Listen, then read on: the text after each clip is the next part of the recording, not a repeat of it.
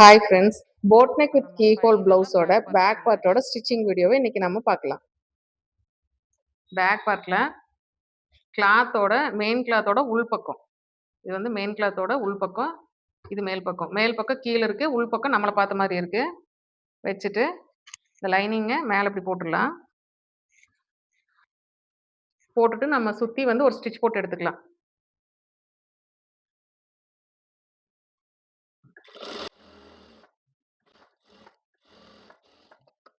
இப்படி லைனிங் வந்து மெயின் கிளாத்தில் அட்டாச் பண்ணும்போது மெயின் கிளாத் வந்து எங்கேயுமே நம்மளுக்கு லூஸ் விழுகக்கூடாது. அதை மெயினாக பார்த்துக்குங்க. உங்களுக்கு அப்படி லூஸ் ஆகிற மாதிரி தோணுச்சுன்னா நீங்கள் சுற்றி குண்டூசி பின் பண்ணி கூட நீங்கள் அடிச்சுக்குங்க. இப்போ எக்ஸஸாக இருக்கிற கிளாத்தெல்லாம் நான் கட் பண்ணி எடுத்துடுறேன்.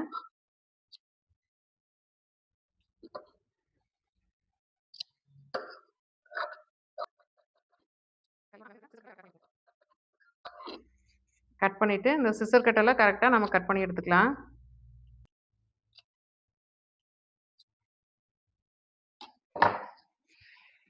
இப்போ நம்ம இதை ஸ்டிச் பண்ணியாச்சு. கேன்வாஸ் வந்து ஒரு லைனிங் கொடுத்து அயன் பண்ணி வச்சுருக்கேன் நான். இதை சுற்றி வந்து ஒரு 1/2 இன்ச்சு இல்லைன்னா ஒரு 1/4 இன்ச்சு விட்டுட்டு மீதி எல்லா கிளாத்தையும் வெட்டி எடுத்துருங்க.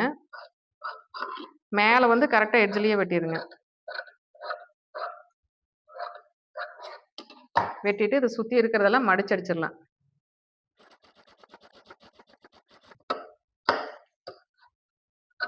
மடிச்சுட்டு இதை கரெக்டாக மடித்து சென்டர் பார்த்து ஒரு சிசர் கட் போட்டு வச்சுக்கோங்க.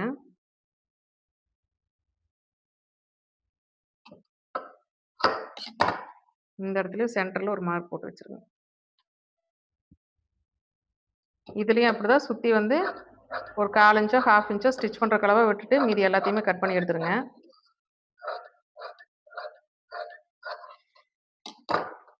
இதையும் மடிச்சடிச்சிடலாம்.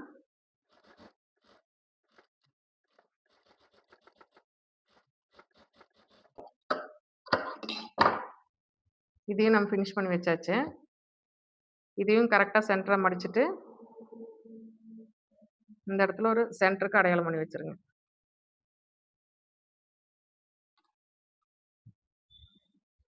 இப்போ பேக் பார்ட்டில் வந்து இங்கே மேலே நெக்குக்கு வந்து இதோட சென்டரும் சிசர் கட்டும் ரெண்டும் ஒரே நேரம் வர மாதிரி வச்சுட்டு இப்போ இது வந்து ஸ்ட்ரைட்டாக எக்ஸஸாக தெரியுது இந்த இடத்துல. ஏன்னா நம்ம இங்கே வந்து ஷோல்டர் வந்து ஸ்லோப் கொடுத்துருக்கோம். இதில் நம்ம எந்த ஸ்லோப்பும் கொடுக்கல. அதனால அது கொஞ்சம் மேலே எக்ஸஸாக தள்ளிட்டு இருக்கிற மாதிரி இருக்கும். அதனால எந்த பிரச்சனையும் இல்லை. சென்டரில் ஒரு குண்டூசி குத்திடுங்க.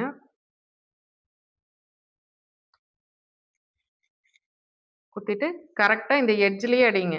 இந்த கேன்வாஸ் தொட்ட மாதிரி எட்ஜ்லேயே அடிங்க. ஏன்னா நம்ம கேன்வாஸ் வெட்டினது வந்து ஃபினிஷிங் அளவில் தான் வெட்டுவோம், கட்டிங் அளவில் வெட்ட மாட்டோம்.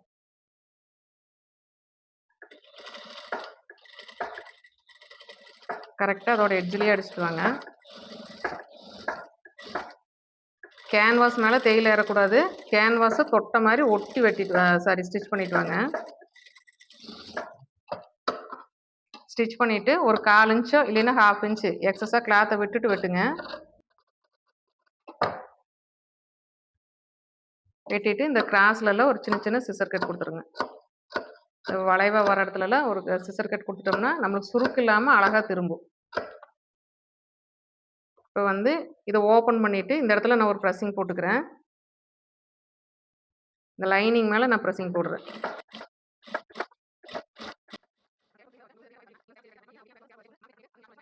இப்போ இதை அயன் பண்ணிவிட்டு நீங்கள் அப்படியே மேலே ப்ரெஸ்ஸிங் போட்டாலும் போடலாம், இல்லை அப்படியே அயன் பண்ணி எடுத்து வச்சுட்டு உள்ளே ஹெம்மிங் பண்ணுறதுனாலும் பண்ணிக்கலாம். இந்த மாதிரி ஸ்டிச் பண்ணிங்கன்னா ஃபினிஷிங் சும்மா சூப்பராக பக்காவாக இருக்கும். இப்போ இதை வந்து சென்டர் பண்ணிக்கலாம் நம்ம. நான் இப்போ இதை அயன் பண்ணிட்டு வந்துடுறேன். இந்த மாதிரி சில்க் காட்டன் ப்ளவுஸோ இல்லை இந்த சேரீலேயே வர அந்த சில்க் ப்ளவுஸ் மாதிரி வர்றதோ கொஞ்சம் லைட்டாக இருக்கிற மாதிரி கிளாத்தெல்லாம் நீங்கள் அயன் பண்ணும்போது ஃபஸ்ட்டு அயன் பண்ணுறதுக்கு முன்னாடியே அயன் பாக்ஸ் ஹீட்டு கம்மியாக இருக்கான்னு செக் பண்ணிவிட்டு வைங்க. இல்லைன்னா ப்ளவுஸ் டேமேஜ் ஆயிரும். இப்போ இந்த இடத்துல நான் க்ரீஸ் வந்துருச்சு நம்மளுக்கு 2ஆக மடிச்சு போட்டு அயன் பண்ணதில். இப்போ இந்த க்ரீஸ் அயன் பண்ணி வந்திருக்கு இல்லையா, இந்த இடத்துல வந்து பார்த்தீங்கன்னா கரெக்டாக நம்மளுக்கு 1 இன்ச்சு தான் நம்ம இந்த நெக்குக்கு இதுக்கும் நம்ம கேப் விட்டோம். அந்த 1 இன்ச்சில் ஒரு மார்க் போட்டுக்குங்க. போட்டுட்டு இந்த எண்ட் இருக்குது பார்த்தீங்களா, கேன்வாஸோட எண்டு வந்து கரெக்டாக இந்த 1 இன்ச்சில் இருக்கிற மாதிரி பார்த்துக்குங்க. பார்த்துட்டு இந்த சென்டரில் மார்க் பண்ணது அந்த க்ரீஸ் லைன் எல்லாம் ஒரே மாதிரி வர மாதிரி வச்சுட்டு நீங்கள் ஒரு குண்டூசியை அங்கே பின் பண்ணி விட்ருங்க. இப்படி வச்சுட்டு, எப்பவுமே இந்த மாரி இருக்கிற கிளாத்ல வந்து, இந்த இடத்துலலாம் வந்து ஸ்டிச்ச ஸ்டார்ட் பண்ணாதீங்க. அந்த இடத்துல டேக் பண்ணும்போது நம்மளுக்கு அந்த ஃபினிஷிங்கே நீட்டா இல்லாம போயிரும். அதனால இந்த மாரி ஃப்ளாட்டா இருக்கிற இடத்துல நம்ம ஸ்டிச் வந்து ஸ்டார்ட் பண்ணிக்கலாம். நான் இந்த இடத்துல இப்ப ஸ்டிச்சிங் ஸ்டார்ட் பண்றேன். இங்க வச்சு நம்ம டேக் பண்ணிட்டாலும் நம்மளுக்கு அது பெருசா தெரியாது. இந்த மாரி இடத்துலலாம் டேக் பண்ணி ஸ்டார்ட் பண்ணீங்கன்னா, உங்களுக்கு அந்த ஃபினிஷிங் வந்து நீட்டா இருக்காது. நான் இதையும் கேன்வாஸ ஒட்டுன மாரி தான் ஸ்டிச் போட்டு வரேன். இந்த ஸ்கேலப் வந்து நல்லா குட்டி குட்டியா இருக்கிறதுனால, நம்ம ஸ்டிச் வந்து நல்லா சின்னதா வச்சுக்கலாம். சின்னதா வச்சுட்டு, கரெக்ட்டா அந்த கேன்வாஸ் ஒட்டுன மாரியே மெதுவா, பொறுமையா ஸ்டிச் போட்டு வாங்க.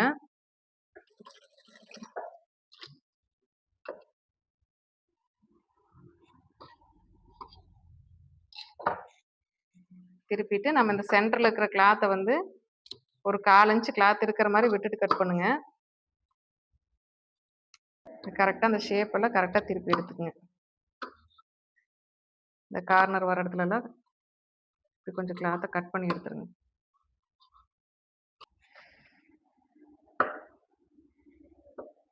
இந்த வளைவு கிட்டலாம் சின்ன சின்னதா ஒரு சிசர் கட் குடுத்துருங்க. இது இப்படி வெட்டி விட்டுட்டு, இத நம்ம அப்படியே உள் பக்கமா திருப்பிக்கலாம். ஃபர்ஸ்ட்டு இந்த ஸ்கேலப் டிசைன் எல்லாம் கொஞ்சம் அப்படியே விரல் வச்சு வெளியில தள்ளி விட்டுருங்க. இந்த கீ ஹோலே கொஞ்சம் இன்னும் கொஞ்சம் பெருசா குடுத்தா இன்னும் அழகா தெரியும். ஆனா, இவங்க வந்து கொஞ்சம் அகலமா பின்னாடி கீ ஹோல் போட மாட்டாங்க. கொஞ்சம் சின்ன சைஸ்ல தான் கேட்டிருந்தாங்க. அதனால சின்னதா வச்சிருக்கேன் நானு. இந்த கீ ஹோலோட கேப் வந்து அவங்க பெருசா விசிபிளா போட மாட்டாங்க. இத அப்படியே உள் பக்கமா திருப்பிருங்க. திருப்பிட்டு நீங்க இதுல மேல பிரஸ்ஸிங் போடுறதுனாலும் ஓகே, இல்ல அயர்ன் பண்ணிட்டாலும் ஓகே. உங்க சாய்ஸ் தான் அது. இந்த ஸ்கேலப் எல்லாம் அழகா வெளியில வரலைன்னா, சின்னதா பென் மாரி வச்சு, உள்ள வச்சு நீங்க இது பண்ணிக்கங்க. நான் இந்த மாரி எடுத்திருக்கேன். இந்த மாரி பென் மாரி ஏதாவது சின்னதா இருந்ததுன்னா எடுத்துட்டு, கரெக்ட்டா அந்த ஸ்கேலப்குள்ள இப்படி வச்சு, நல்லா வெளியில எடுத்து விட்டுருங்க. நல்லா ஷார்ப்பா இருக்கிற டூல் எதுவும் யூஸ் பண்ணிறாதீங்க. துணி கிழிச்சு விட்டுரும். இத நீங்க அயர்ன் பண்ணிட்டு, இந்த இடத்துல நீங்க ஹெம்மிங் பண்றதுன்னா பண்ணிக்கங்க. நீட்டா இருக்கும். இத உள்ள வச்சுட்டு, நான் பேக் பண்ண போறேன். இதுல நீங்க இந்த இடத்துல ஹெம்மிங் பண்ணிக்கலாம். பின்னாடி பார்க்கறதுக்கும் உங்களுக்கு கசகசன்னு இருக்காது. நீட்டா இருக்கும். முன்னாடி பார்த்தாலும் நீட்டா இருக்கும். நீங்க இதுல எந்த ஸ்டிச்சுமே நீங்க போட வேண்டாம். இதுவே நீட்டா அழகா இருக்கும் இதுல. இதுல நீங்க எந்த பிரஸ்ஸிங்கும் போட வேண்டாம். ஸ்கேலப் நெக் பொறுத்தவரைக்கும் பிரஸ்ஸிங் போட நீங்க குட்டி குட்டியா போட்டீங்கன்னா, அது மேல வந்து ஃபினிஷிங் வந்து நீங்க கொஞ்சம் ஏத்தியும் தாத்தியும் போட்டீங்கன்னா, ஃபினிஷிங்கவே கெடுத்துரும். இப்ப இதோட நீங்க ஃபினிஷ் பண்றனாலும் பண்ணிக்கலாம். இல்ல இந்த கார்னர்ல ஒரு பீட் வைக்கிறனாலும் நீங்க வச்சுக்கலாம். நான் எதுவுமே பண்ண போறதில்ல. இது இப்படியே தான் விடப் போறேன். இந்த கீ ஹோலே வந்து நல்லா இப்படி ப்ராடா வச்சிருந்தோம்னா, இன்னும் அழகா இருக்கும் பார்க்கறதுக்கு. அவங்க அந்த மாரி விரும்ப மாட்டாங்க. அதனால அவங்களுக்கு சின்னதா கீ ஹோல் வச்சிருக்கோம். இத இப்ப அயர்ன் பண்ணி எடுத்துட்டு வந்துர்றேன். இப்ப இதுவே பார்த்தீங்கன்னா, ஃபினிஷிங் சூப்பரா இருக்கு. நான் அயர்ன் மட்டும் தான் பண்ணியிருக்கேன். எந்த ஸ்டிச்சும் நான் போடல. இங்க மேல நெக்கும் நீட்டா ஃபினிஷ் ஆயிருக்கு.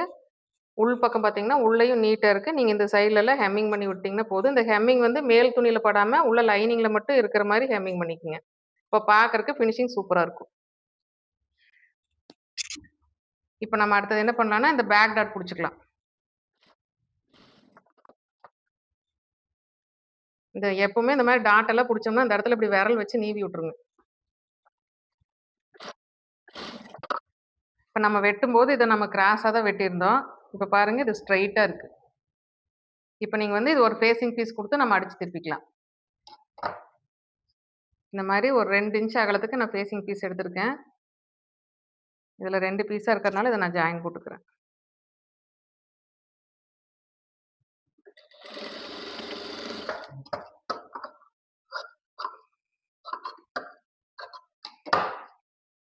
இந்த மாரி ஜாயின் போட்டுட்டு, நம்ம துணியோட மேல் பக்கத்துல இந்த கிளாத்த வச்சுக்கலாம்.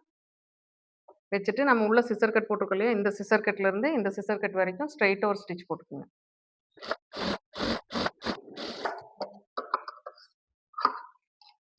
போட்டுட்டு, இந்த டாட் புடிச்சிருக்கோம் இல்லையா நம்ம, அந்த இடத்துல எல்லாம் ஒரு குட்டியா ஒரு சிசர் கட் வெட்டி விட்டுக்கங்க. வெட்டிட்டு, இந்த ஃபேசிங் பீஸ மட்டும் நான் திருப்புறேன். திருப்பிட்டு, இந்த எக்ஸ்ட்ரா குடுத்த லைனிங் மேல தான் நான் பிரஸ்ஸிங் போடுறேன். மெயின் கிளாத்ல போடல. இந்த பிசுறு பக்கம் எல்லாமே இந்த லைனிங் சைடுல தான் இருக்கு. எட்ஜ்ல ஒரு டெயில் போட்டுக்கிறேன்.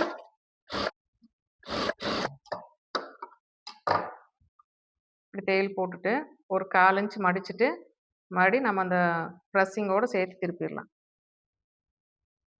இப்படி ஒண்ணா மடிக்கிறதுக்கு உங்களுக்கு கஷ்டமா இருந்ததுன்னா, ஃபர்ஸ்ட் ஒரு 1/2 இன்ச் மடிச்சு அடிச்சுட்டு, அதுக்கப்புறமா கூட நீங்க இப்படி திருப்பி அடிச்சுக்கங்க.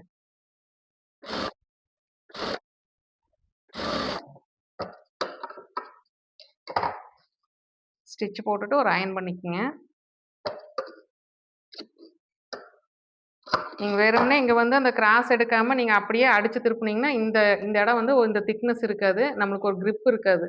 அதனால இந்த இடத்துல இப்படி ஒரு ஃபேசிங் பீஸ் குடுத்து அடிச்சு திருப்பும்போது, இந்த இடத்துல நம்மளுக்கு இடுப்புக்கிட்ட ஒரு கிரிப் இருக்கும். இப்ப பேக் பார்ட்டும் நம்ம கம்ப்ளீட் பண்ணியாச்சு. பேக் பார்ட் வந்து ஃபினிஷிங் நீட்டா வந்திருக்கு. நீங்களும் இதே மாரி ட்ரை பண்ணி பார்த்துட்டு கமெண்ட் பண்ணுங்க. Thank you.